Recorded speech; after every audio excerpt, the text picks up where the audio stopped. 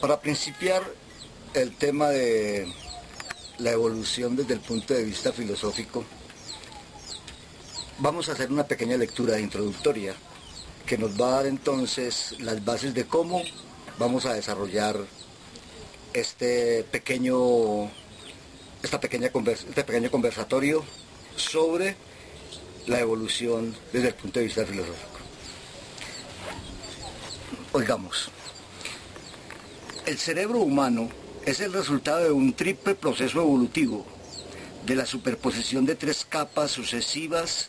En el interior está el cerebro protorreptiliano que compartimos con los reptiles, el cual rige el comportamiento instintivo o primitivo. Lo recubre el cerebro paleomamífero, o llamado límbico, que es el responsable de las emociones y de la memoria. Por fin, en la capa más exterior está el cerebro del mamífero, que regula la conducta voluntaria y tiene capacidad inhibitoria.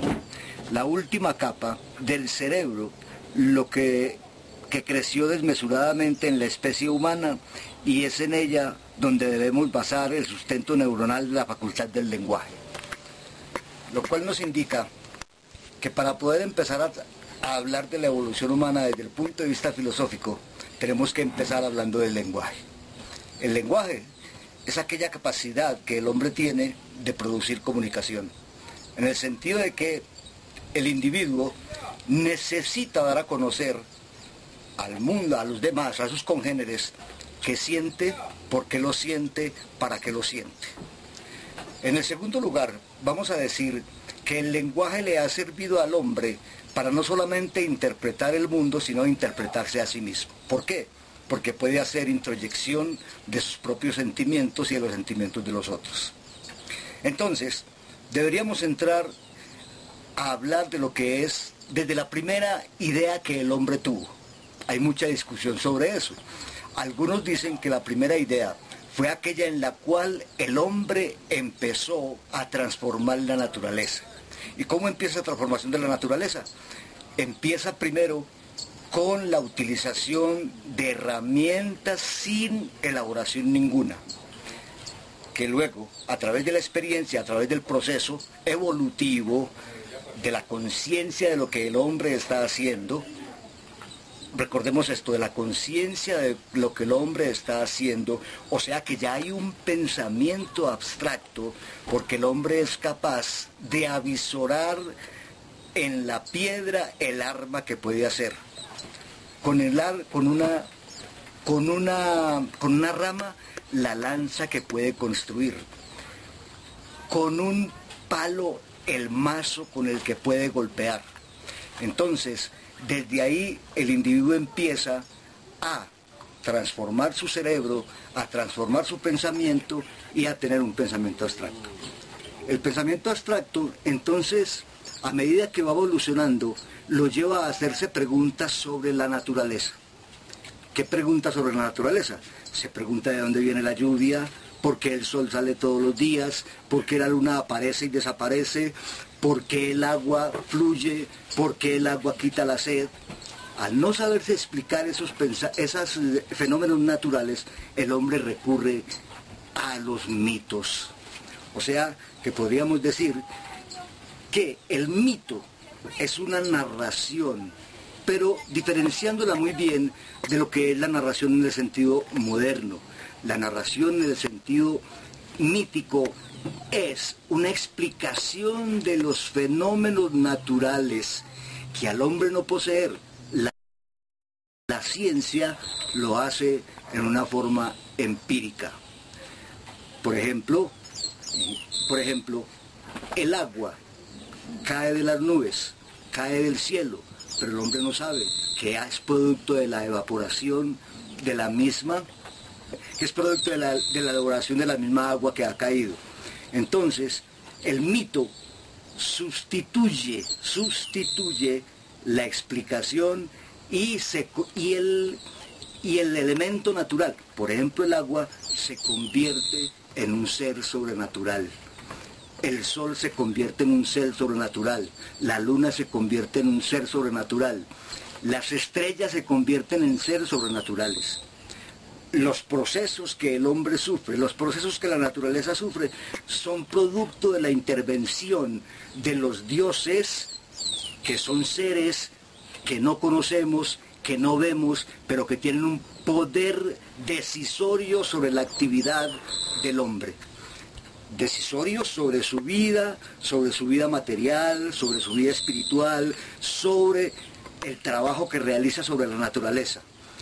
Todo eso es permitido por esos dioses, pero no podemos confundir estos dioses con los dioses que la religión nos ha enseñado a tener en cuenta. Después de ese pensamiento mítico, que podemos definirlo como mitos de creación, por ejemplo, cuando se narra la creación de un pueblo, mitos de renovación, como por ejemplo, cuando llega una nueva estación, los ritos religiosos, como por ejemplo, cuando se muere algún ser y el hombre piensa que ese ser elabora un viaje diferente al que tuvo en la tierra. Luego, podemos entonces entrar, hablando de la evolución del pensamiento humano, o sea, hablando de la conciencia del hombre, del desarrollo de su conciencia, por lo tanto, del desarrollo de su conocimiento, podemos hablar del pensamiento religioso. Y aquí vamos a dar un salto que luego retomaremos, porque vamos a meternos en la Edad Media. Después del pensamiento, nosotros sabemos muy bien, y todos ustedes saben, que después del pensamiento primitivo aparece el pensamiento filosófico con los griegos, que convive mucho con el pensamiento mitológico. Recordemos Zeus, recordemos el mito de Prometeo, recordemos el mito de Sísifo, recordemos todos aquellos mitos que en un momento determinado caracterizaron la religión griega. Recordemos muy bien también que hablar de religión griega es muy diferente a hablar de religión tal como la conocemos nosotros. Entonces, demos ese salto a la Edad Media y tomemos el pensamiento religioso. Partamos de esto.